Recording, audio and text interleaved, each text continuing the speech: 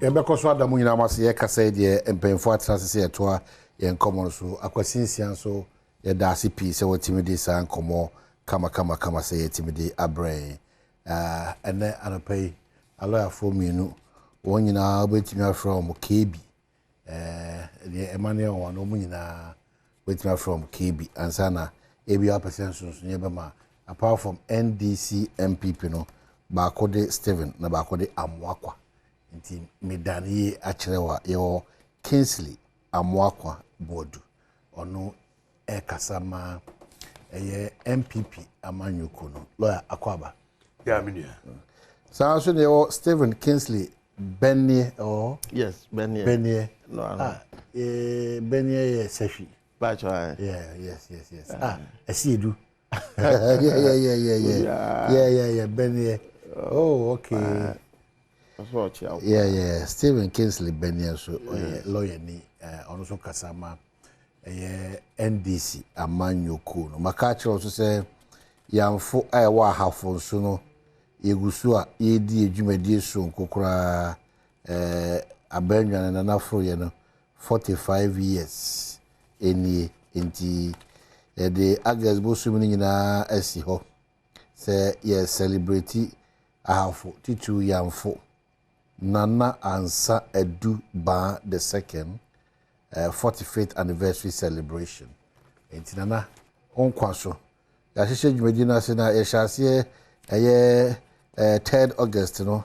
Ye clean up exercise, ye be anniversary lectures. Ye we lunch fundraising, ye we be anniversary quiz no.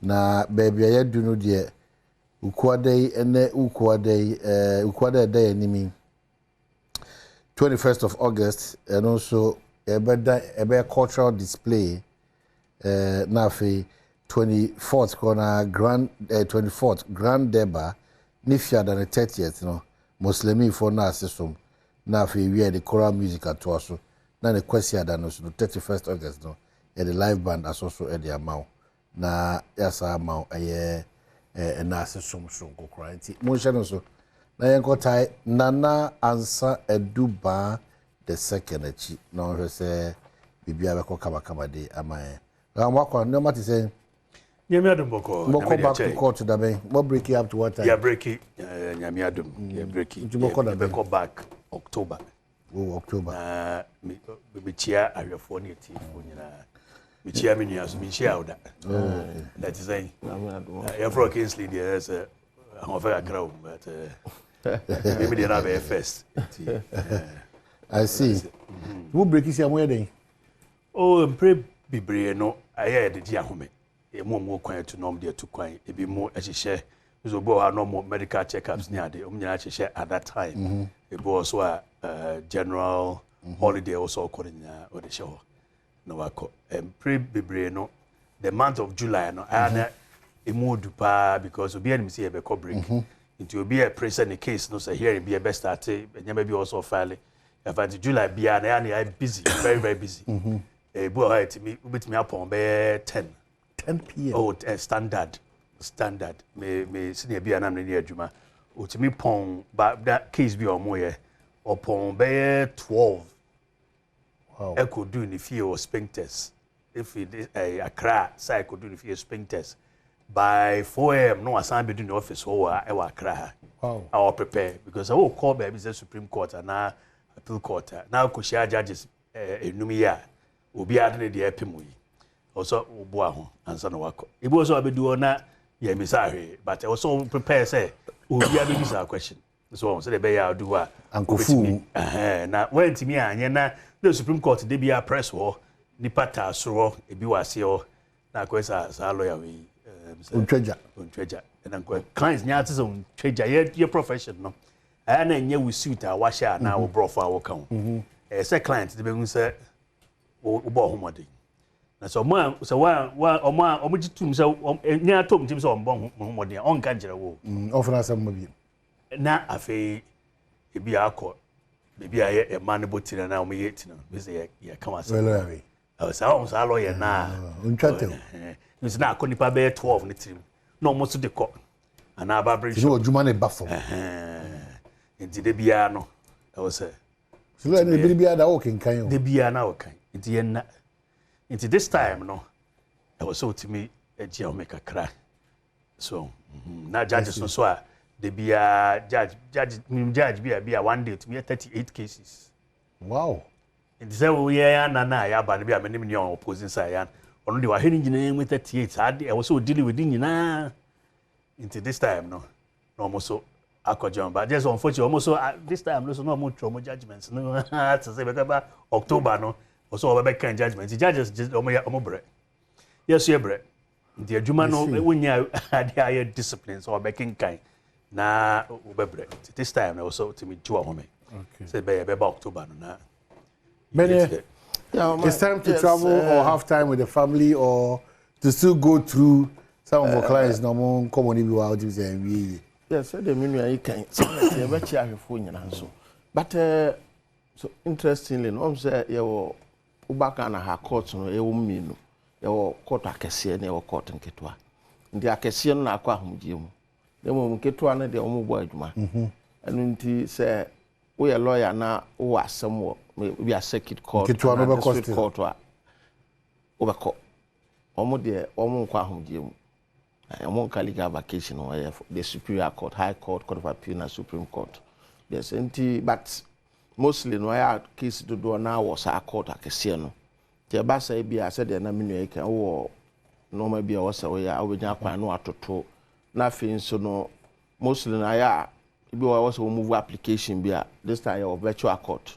Until baby I will be I know the whole breach crana your system no one once munina maduane. More common sir. Yes. Papa maduane na afi why na judge na wo ho kama just say efekeke na lawyer or client no so baduane bibia sisi super pepe yes my bibia kama na front workload na conform ti am say all work no play make jacket don ti am say obi kra na okasanki ntwa mu ni ade etwa ma the disaster na beba e be say nipa oya adwuma ko du ba bia na so wan hwe ya wo kra betuma bom bi say the no can special call high court court be a very busy court a day udo a judge ne kra na ho omobo and nti say brace ya mom no so anko gina home na wan refresh brain no wan zam beto aso aya na ha adwene ye but you mu bi de yanko you have say wo ba bi aduru ya abato na ben ho behia say chere nse mo chere Ghana fo na afi yakọ Ghana fo na nso so no makotena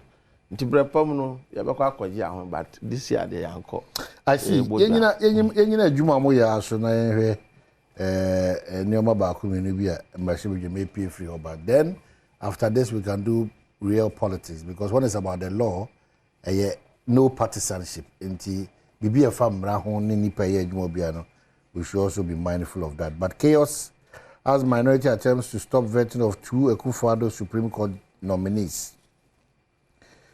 Chaos erupted at the Appointments Committee of Parliament as the minority attempted to halt the vetting of two individuals nominated by President Akufo-Addo for the Supreme Court. Justice Sophia Banasco Issa and Professor Richard Frimponopon were set to answer questions regarding their eligibility for the Supreme Court on August 13. However, even before the vetting process began, concerns were raised about the constitutionality of the appointments. The National Democratic Congress Member of Parliament for Boko Central, Mahama Ayariga, argued that the appointments were unconstitutional, and I quote, "I think that we have been doing an illegal thing, an unconstitutional thing. The President has been exercising the power without any foundation in the Constitution or any law that I know. I want to raise it and have it captured. Object to the nominations on the basis of the fact that it is unconstitutional. It flies in the face of Article 128 of the Constitution, and it is not founded in Article 144 of the Constitution. It offends the discretionary power provisions of Article 296. It doesn't satisfy the Parliament's powers to fill in voids under Article 298 of the Constitution. I don't know if you want to continue with this exercise, but to tell you the truth, we've been doing the wrong thing," he said. In response, the majority leader in Parliament, Alexander Fenyomakin, addressed the concerns raised by the NDC MP He emphasized the role of the Appointments Committee is solely to consider and vet the nominees made by the President. We are only to vet and report to the preliminary for a decision to be taken. We are not determining whether we are going to take a matter under a certificate of urgency, which will be determined by a committee. No, this is vetting. Madam Chair, I am ready for her to start, he said. So, on this basis, Amwakwa, these are some of the issues Dom Kumanu Susu said an illegality has been practiced over time, and maybe it's time to rectify it. To start with, you subscribe to that illegality now already in this at the appointment of our judges. But I said, Mepacho, being who illegality now, Minia Anaboyega Ekan. Being who cry, Ebem was a parliament on a lawyers of Gudam. War. Nanko Biat now Nanka Adi a friend illegality. Now, of course, from 92, 93 year constitution year Juma till now.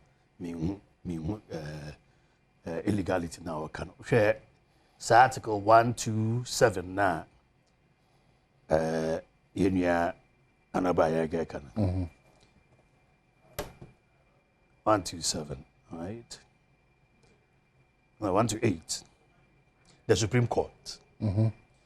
The Supreme Court shall consist of the Chief Justice and not less than other justices of the Supreme Court. And what's America? Which means our constitution now, the minimum, I was saying 9 justices plus the Chief Justice. Can we say Chief Justice? No. It's Oshisha, Chief Justice ba, na Supreme Court ba, Appeal Court, High Court, na fe lower court na tuaso.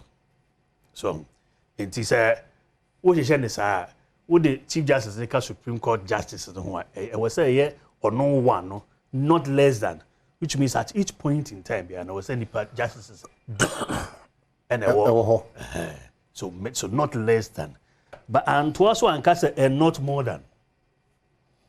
So, into share the Supreme Court Justices, this is only 15. Now, President later on the call and said, "Me no ever call retirement." Omukomahim Jim. Into the ABA shaho. This is not the first time. So no can say we have been. To say and yet and a dikanya yes idea. Now so can now so can say and no and ma we answer 144. Okay, 144 my boy. 144.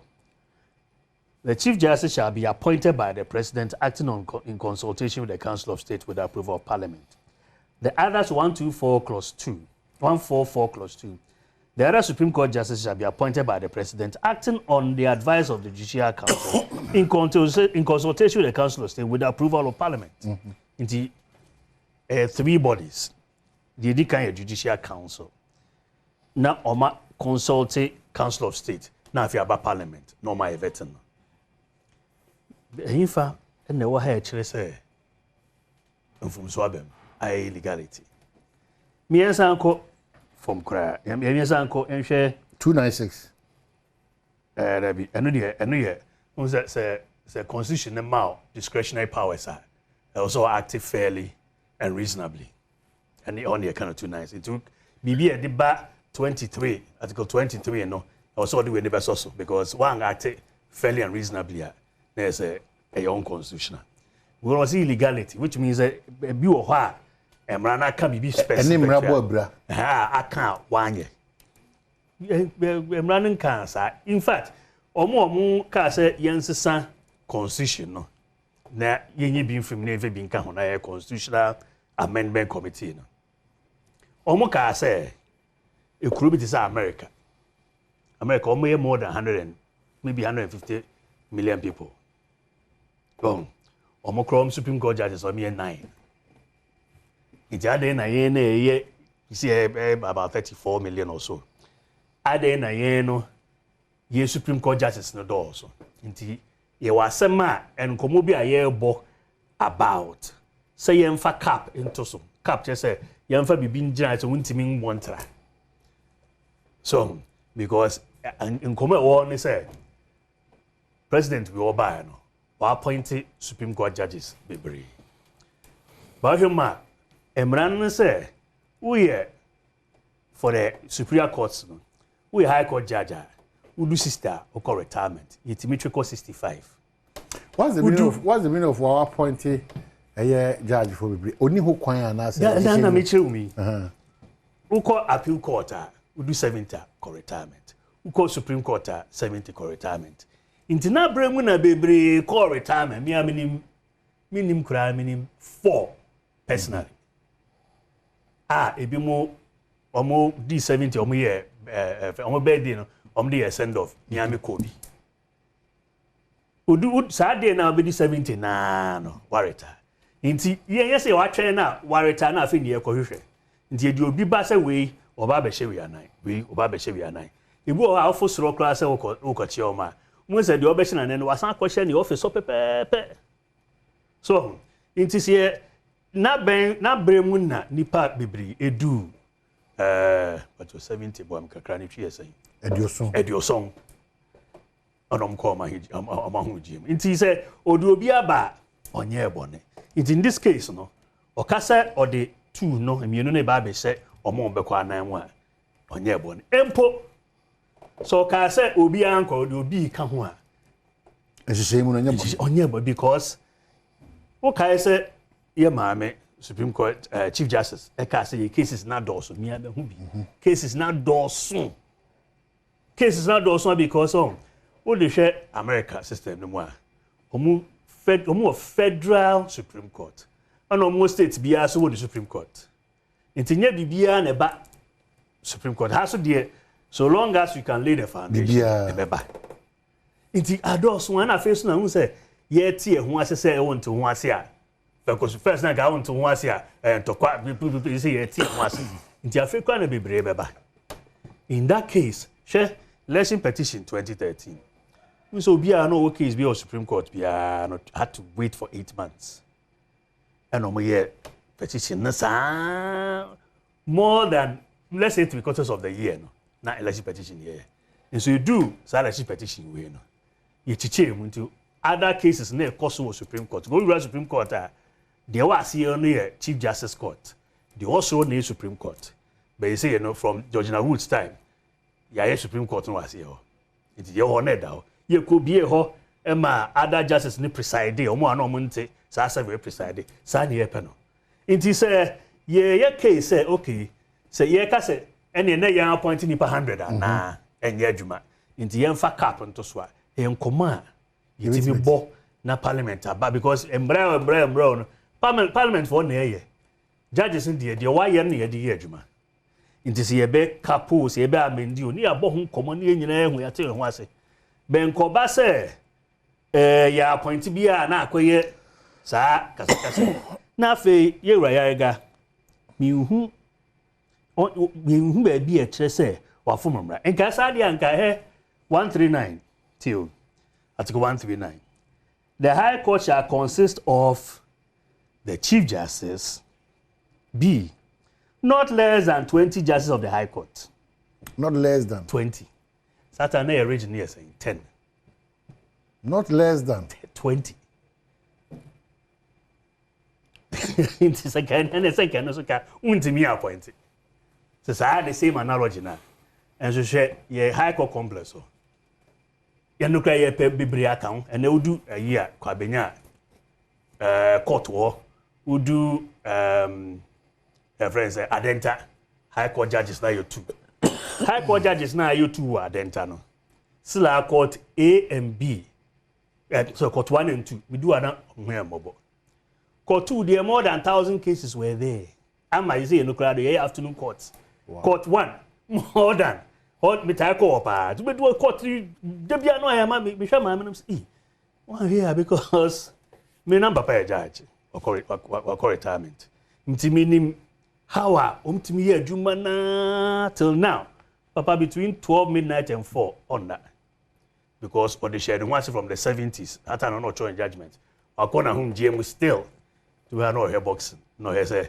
ada ba ko say na bia wakobon komo because on kwa not untimi na sa na ye de hwe ye judges here okay omodwuma dɔɔso yi na so obeka say enu nti yentimi appoint ya sa ho no kakra no okay la welcome la bene Aminia yes mo na mo je mu de don kuma no we ye asema amache obi na mchiarefo mse nra na omampani apa mpanifo mienu a awase yetoto won anu mo ko Supreme Court said the constitution no sham anu nti anu mu na ye MP baako Mahama Yarda honorable mse wo bagana na o ka lawyers wo mo a ba se yen kan mra na yen chirechirase ya is one of the best anu nti na otwe Ghana fo nyina adwena ba bibi so ai wo ye constitution ni mumra kunu ni mu a yen nyina yabu ya ni aguso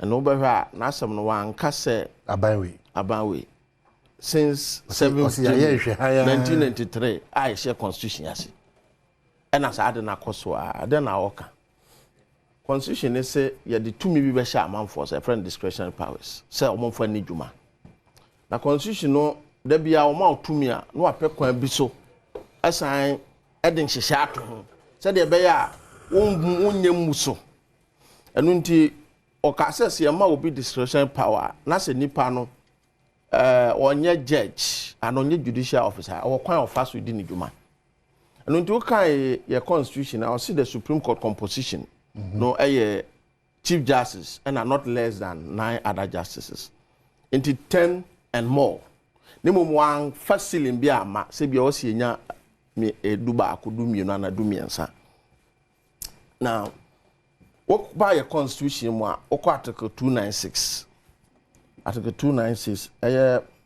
or say where in this constitution or in any other law discretionary power is vested in any person or authority. Over paragraph C, where the person or authority is not a judge or other judicial officer, there shall be published by constitutional instrument or statutory instrument regulations that are not inconsistent with the provisions of this constitution or that other law to govern the exercise of the discretionary power. And to say, constitution or to me be, not a one-year judge, and I only be a exercise judicial power. When you be fast word this juma, this to me na edi juma. I was a wo ye mrato ho. I was a ye mrato ho. You can constitutional instrument say constitution na ma obi to me say wanya mra. Say electoral commission article 42 man to me to. But say see a constitutional instrument. Tie no bi na mra ne hye. The president yes will be appointed. But Yama was sealing. And to quite over fast no. I was a parliament. To demonstrate how we are going to exercise that discretionary power. I don't know how you can was because one minimum, 1 man maximum. So there's a discretion on the part of the appointing authority. The discretion, I mean, sure, say. And one thing was when you judge from Rako, near who say now obey, say the obey and your capricious. About one Casamama, me quite warm, Ramus, me won't quite say me 2 and more, than a friendly Pecubi. And I'm Rana Sadin Chirimwamba say. Ebi nimu ko ma home gym ebi nimu yade a omu ntimi mfa ene nyoma bebree ewo ho a cheze bitim dia eyijaje fra na ode be ko out gym se saa kwan na ofa so o ha no se isa se captain bi enu ndi o ka so be ko 100 over the schedule no na argument no o say mrane shese that power of appointing which is a discretionary power 296 shese what's ye yemra to Emra be ne pese ye to and ye na maka chiro say we chirem so okay me Supreme Court me appointed judges e kwan say na me fa so me appointed bi adu anadunum I was we chirem because discretion pa ye pese ye hu tumi na awudi no say na me di no ye pese e be ye say wo be ye de ope we nyina no to curtail arbitrary rule enu nti na ye de ba constitution mo ti na ya ka say and 7th January 1993 share no na ko se ye dem rako parliament president to me or the be appointed all the other appointment high court this no a lot of discretionary powers constitution share say I was ye yamrato na ye clear magana ni bia hu say to me we ye dem mampanu say na offer so de djuma no. Is it not going to be difficult because it's like a convention obi atena be aseni bia no difficult at all pacho you obi atenemo ache whether high or appeal watenemo ache tokro bi abeda Supreme Court by virtue of obi eko and as an additional one to the chief justice say enyuma na bro so ntino ehia say ajajefo no bi beka ye ho so clearly you cannot abuse it when there is no space be officer relevant or don't question apart from maybe an outgoing one nipa to equal replace your me and he said they are okay samra na o mampani ko o tie ye no tie ye ya say betum di ahyem says obi kwa honje mu a ye de ofoforo beba it is in the law so that because the cia no said I get say cia kwa honje ma wa unim say embranda was say wo kwa honje cia unim say nyamra say obi kwa honje mu and was a appoint unim say ni enimra president no timi ye do automatically when I am 70 years as a judge when that me kwa na me ka say you copy other jurisdictions because at 70 some of them are still extremely sharp. Yes. Honestly, some of them are 70 because say Oma Bian Manebo. Bibia di adanse so muda so correct. The Mrani Kenya say Oma hene. Oh, we na here hoso. I want kwans of panel members. Say na be free. Panel members say they be automatic say the two leading parties. Enti ya mo hihye bia amaye e wo ha. Enti na say sade aye hihye to say the be ya Ghana ni we got here. We have constitutional mo pese we the dom kuma no wadaro mo pese mo ya na mo twetwe ni o ma because na wa twetwe ni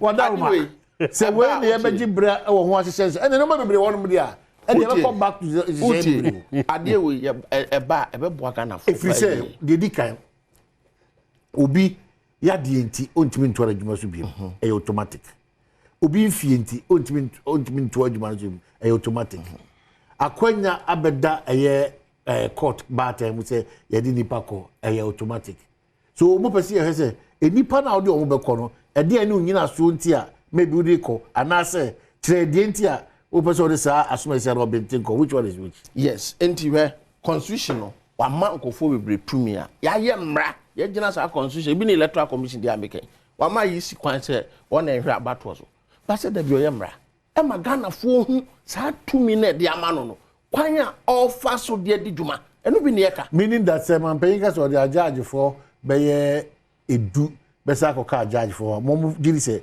oni ho kwan and is an abuse of the discretionary power dey yen ko ho yen kan say abuse ho ha yen kan the right proper procedure mra no hye wasi say wo nya jeja tumi na discretionary power na odi adwuma ye mra to ho ebi ni electoral commission sanko no so onko ye sia bia so simple ye nya mra to ye ho nto ye adwene foforo bi antimi am said ye be ya me la waka ba said ye be ya bisa permission la waka ba said ye be ya because sia no yes there's be debate as to the number conventionally near ye wo ba bia na e wo ho around 13 and I could do baby or tina bedru baby obi ntimi president no term discretionary power e come rekuni yen just no to ha na abo biem ukọ eye article 298 parliament so constitution na man tumi kese a o mo so mfa anya adwuma nto so kan wasem say parliament so afeli yen kan article eye 298 we say residual power of parliament de o kan nyina ne say constitution mu se bibi wo ho na ya nka ho asem a ye de tumi na ma mo parliament se mutimi ye mra e de kire kwan a ye mfa so ndi sa adwuma no nti ade bia constitution anka ho asem ye de tumi na ma parliament enu nti bibi te se appointment ni seal no ka parliament so wo ho kwan so betuma ye mra e de aka ho asem I see enti o kan na family no and ni nyina wo kan tu na it is clear enu nti that is the argument but time no a ekosia and because of say president do obi aba ya appoint no amanfo we brade we almost say oka e de tia sa appointment na o mampani aye nya sa na oka one state sir majority ase o make January he say since 93 I sha say nyina ye nyina ya feel me ne ya adwe for man si ahwe yi a power corrupt absolute power corrupt absolutely for the 150 abegu then abet maka wo mra ma wo kwan that is it enu ntina o mo Ghana for constitution nya mra bi akọ tuna omanmu ni nyina na ye constitution omo se ye ne de etumi ama because can preamble say sovereignty resides in the people Ghana for ye na tumi ni ye de article 1 ene ya poni bi ama ban say be gina ya na mu na di dwuma boa em ni ye enu nti ye tumi ni de ama no ye mpese obetietie ho ye so ndi no ma ye hu kwan a obefa so de tumi na ye adwuma we tie wa okay le anwa kwa ma ye hu kwan no me ba jo kasa bi ani mu ma ye hu kwan ni keke me ba jo bravo article 144 Clause 2. The Supreme Court justices shall be appointed by the president, acting on the advice of the Judicial Council in consultation with the Council of State and with the approval of Parliament. So all these people are there. So why do we still have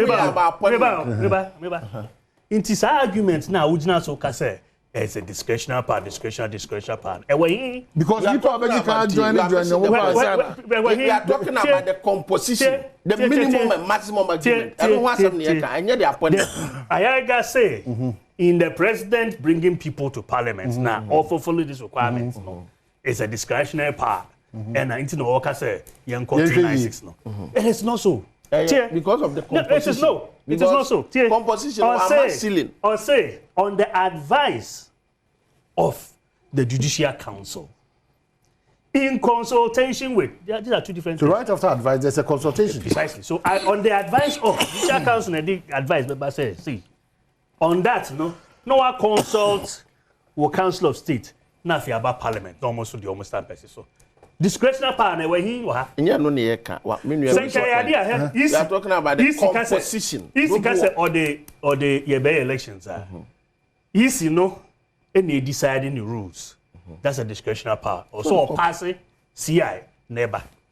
Several other persons. In fact, that case I think there is a creation of the local authorities. Yeah. And also you can say that discretionary they should show. But where the Constitution itself has shown you the way to go. How is that a discretionary power? The argument it is not even founded in the law. And you about capped maximum because we are more discretion. What's the minimum? You 10 Supreme Court, High Court so, minimum. You 11. Or person or this disturbance we are. And Kasa vote forum no crana. I say we can go behind the scenes. Behind the scenes. Whether or not it's illegal, no. Is discussed at the plenary. Where the speaker power will say mun convert here. Or now bet you say the speaker can't say mun koya no kola. Who say I didn't proper discuss at the plenary. Say I didn't have no koya. You two one and one. Where the power as a committee. Ya can say these are the members say. And Juma Bakupe na koye. Kona koye almost fata. Almost fata no almost fata. How na ko raise we. After do say raise another issue be a. So I got with the police car. I say, Mammy, back to you say, not say.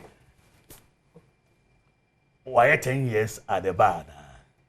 No, I mean, say he was called in 1990. That makes it 34 years at the bar.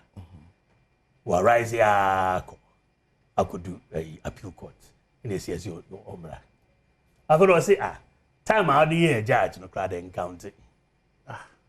Inti and also well time I'm the judge no cry free man holding my baby 15 years at that time no can I qualify for Supreme Court I say now since then no who alliances are they practicing because and say time I be a judge no say at that time I not renew licenses same way when we judge or renew licenses because we only renew a license now we offer services to the public and a renew license.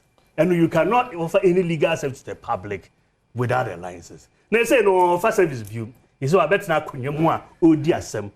O attend. Also, on go renew license yet. And also no, you did disturb ya. I'm so me about 40 minutes. Yeah, more than 40 minutes. Yeah, you say. More than 40 minutes. At that time, no. No, more you be veti omono. Almost the hobby.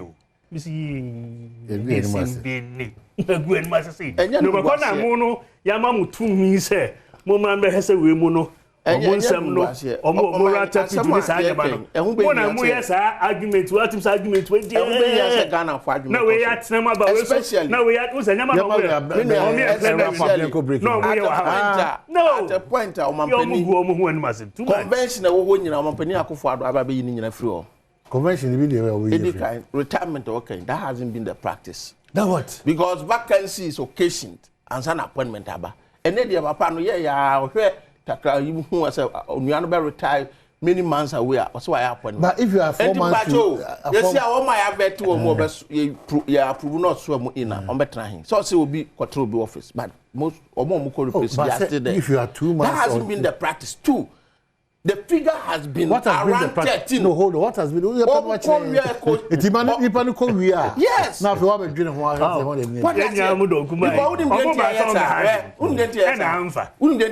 because most of the crowd they do it to synchronize with the legal year. To be honest, say I be breaking no. Exercise in a course.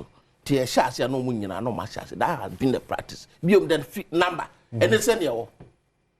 Conventionally, President Abanyina try control say woman point to be ba o kwan we mra new for. Ya mayen kasa say. E was a maker convention ko utie. Ana o say o de mra kuni na ya adwuma. Wa what na ha amaya adesua say emra kuni ni captain bia nye den. Go by mra no the man discretion power wa limit to. Ana me say wa limit to what so kwa ya discretion power bia.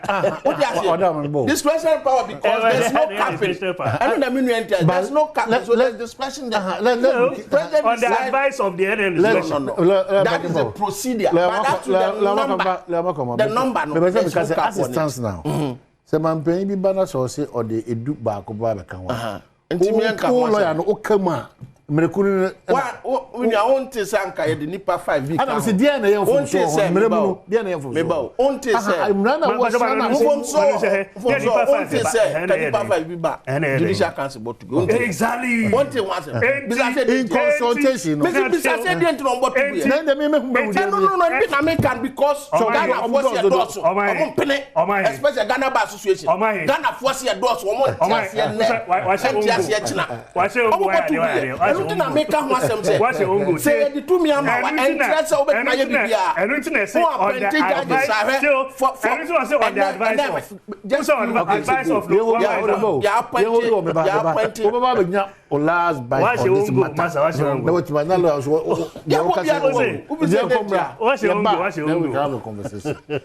matter fees policy subject to review.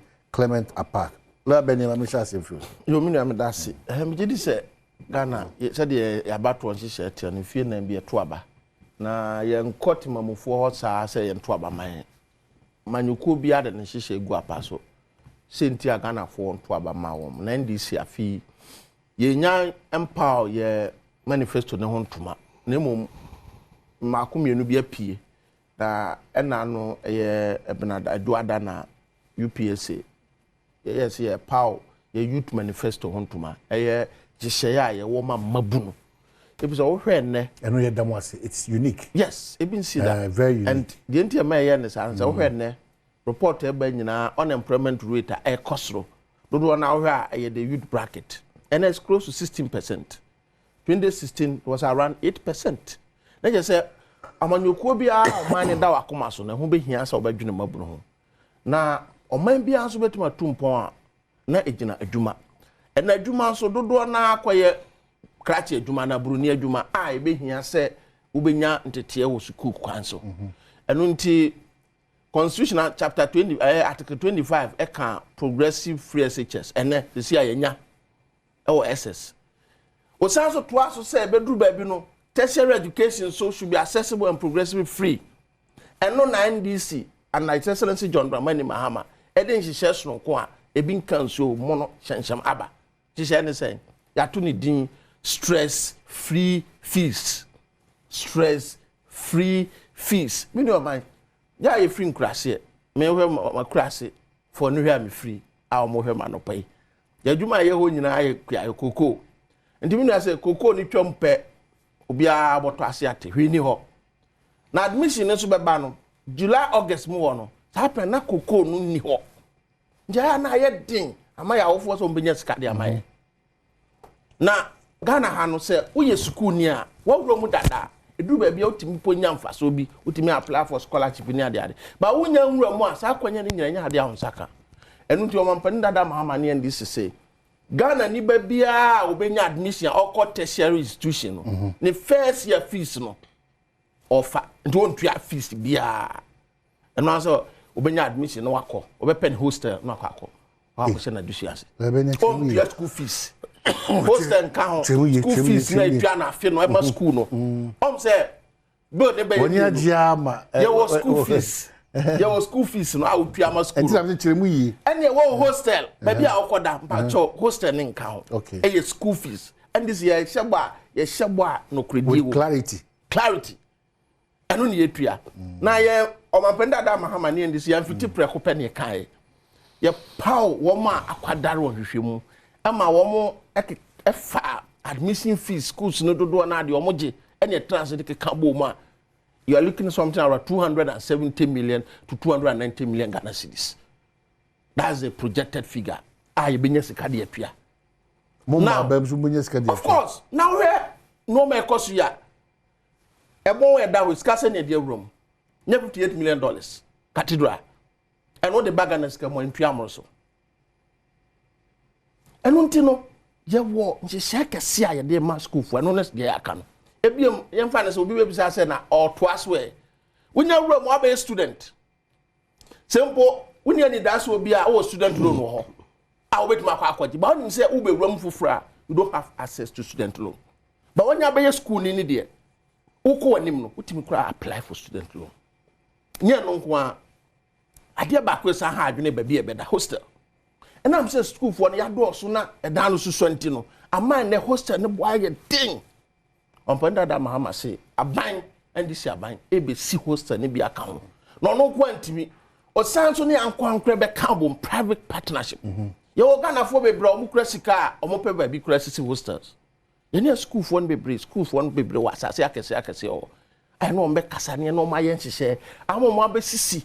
Now, my table so about for more beer to so, Yama, you know, Adna, I say, Muji, Nyama, a free, and to say it's possible to say bit my lady can. They're tossed to be. Adna movie infrastructure because a free pay, Nipa do donor interest, a cost for Nipa do donor Koshim. The university engagements, he said, the public university is 4 no crown. Say, emphasis Nipa bear 600,000 if a room initially. And what's them to say? The crack, President John Dramani Mama believes, he said, even our school feeding a year initiative, a private sector. Yes. No? So, do we have also that plan? Say, we engage a private universities, no more so more enjoy this facility. So, these three things. Yes. Free. Upep Manukua or free to my NDC. 1902 Constitution, said them kind. So, lawyer Benny, NDC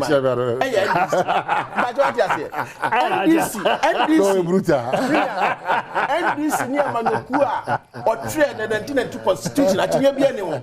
And over Article 25, NDC na yes, and this year. And not me, maybe I didn't abandon. Many of you are no come why not just exactly. I don't think I said progressive free such that's correct. That's correct. And you know, there are some Indian okay. I don't think I say, you see the community days near high school suba. So the bay a bit mamma assets, ye beam, yet me a funny door. Ye 46, the Akana bang by or my jama, maybe a menace. And don't your mampanda mamma see a back quickly.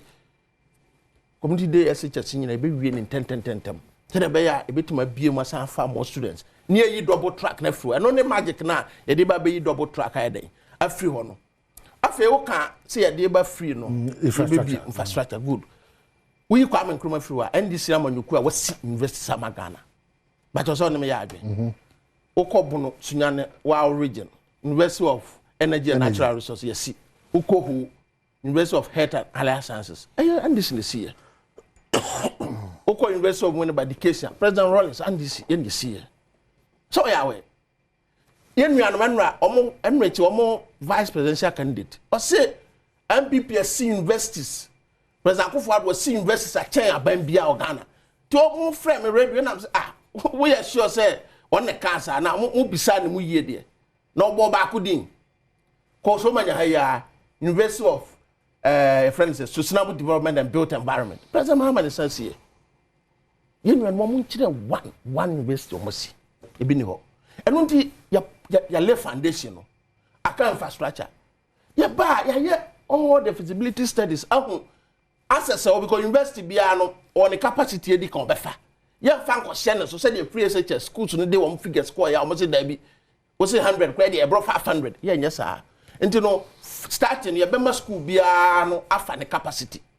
The woman they will go within that, you know, near providers are free now, mom. You are denying others to that access. There be your patroness because infrastructure. No. School be no, I want capacity. You know, my fear is that the president Mahama can say, most of the time it's correct. Or say, you nyama bem, in the intimi, and she says, Goncofono, maybe your master or mine could do no. Why you careful now, because she will be able to corner sick be any day. Any for yes. And it's a bit of a quiet among us. In describing this administration, say empty coffers now almost will be shared. Quite a number for sure. Sir, over 600,000 now more invested. We to make here. No matter to infrastructure. Now, if the challenges be anywhere, more than I'm working now, I could smooth. Quite Ben, I'm what you say infrastructure. You can't the big push. $3 billion. Okay, the big push. The big push. I know they're the magic. But my breakdown of the big push, what goes into it? What is it? Maybe it's can be free member. Yes. And you know, you be like manifest. I don't want to go into detail, but Adom Mpensenpensenmu and I be generous in peace now. What? Well, what you? And when the big push in there, be a magic. And only about $3 billion. I had the be mamu be any be a. But the can say, yeah, no, yeah, can say be a, or be uncle. Yeah. We are going to make sure say school be a fire. You better make sure say. So the first point is that. Say, and omo from no leg on 100,000. Yes, omo pray for 150. No, say nya ba na be share. Oh, say bua because we say we aba. No, yeah, for not qualified. Because of access, because so the first point is that your intake still intact. Yes, we are making sure infrastructure will come. The next academy year, yes, infrastructure. Okay. Then we wrote them. But what I say, and you know what? You will yes, no. Now my wife so then now you until you did the 24-hour economy aba. Ya deba. Where Ghana baby and Asia could 24-hour economy be. Okra we have formula no. The 24-hour economy adwuma pankwa. There be 111. Of course 313. Because adwuma ba ko no. Nipa miensa na. Of course we mo na me calculation. That me kire mu because kan 113 obi antia ka me ba o. 113 ka asitire ni say. Asitire ni o mai wadwuma awu ye ba ko. Dem NDC ye nipa miensa be ye say. Time o dem ase be pon. Ye be pon sa be. I be pon aka 5 years ba. Na time aka 5 years ba. 113 ma mi kire mu. Wadwuma ye o akonya ba ko we nipa miensa na e betena so.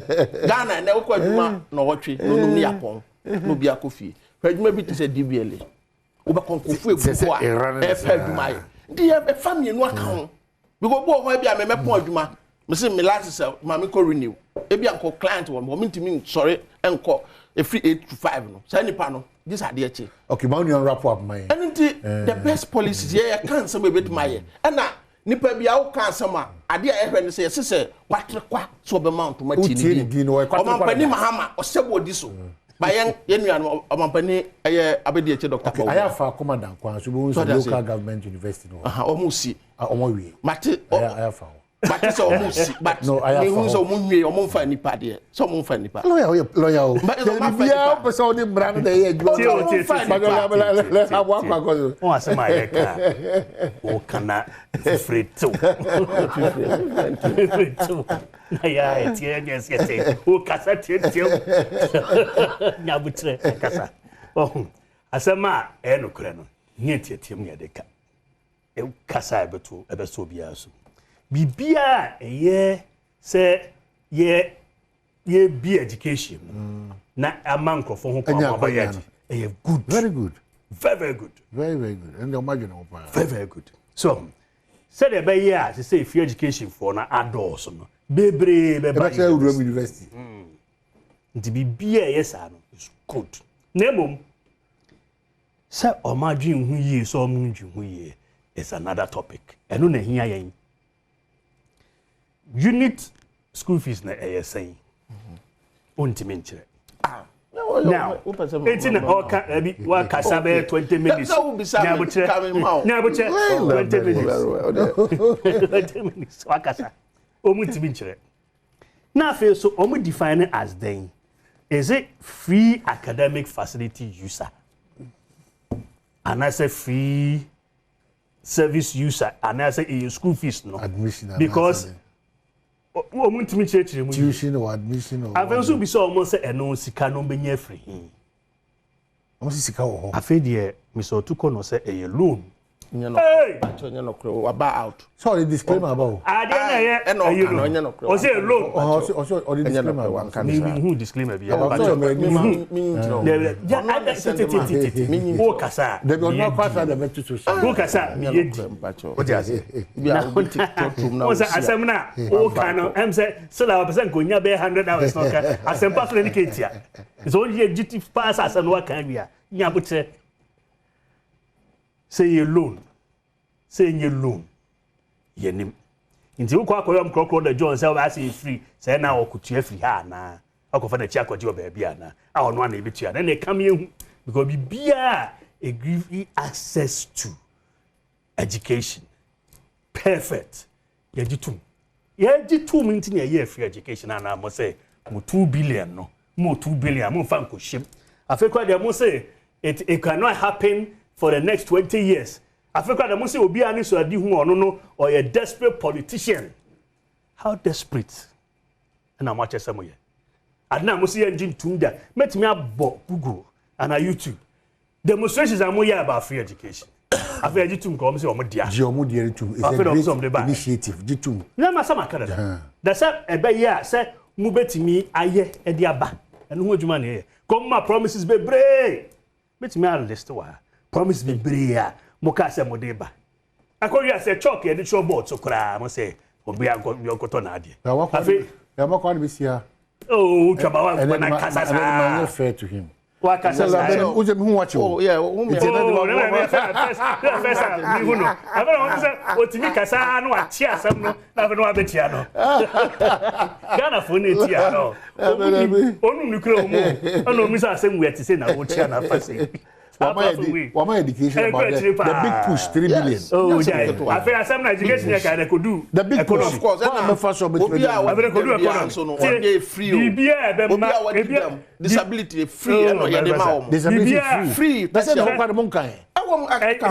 Adebia modeba obi a wadi dem free education so no yeah the ma oh yeah that must because more than free education e ya de sectoral debate oh there ade mo se munye no mo se tunya 2 billion mo fa ma na sa de ba it ma ma no can say no sa be can they were individual extra copy say no develop onyame hwe so no ntie me ntie lawyer mo kwame da se lawyer be ne me da se pi onyame adoma be hia extra free education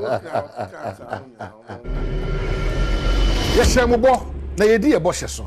Kai. This is sectorial debate. Your free energy, your core air health, and your education e bro. Additional to the enya kese pa. Hia mini akwasi nsia na afia mankwata makru. 16th of August ewo Accra Digital Center. Anopa nonson ekopem anopa nondu abo apaemu. So this time round, NDC nimnyam for Clement Apak and afi nimnyam for Reverend Intim Fojo. Kayo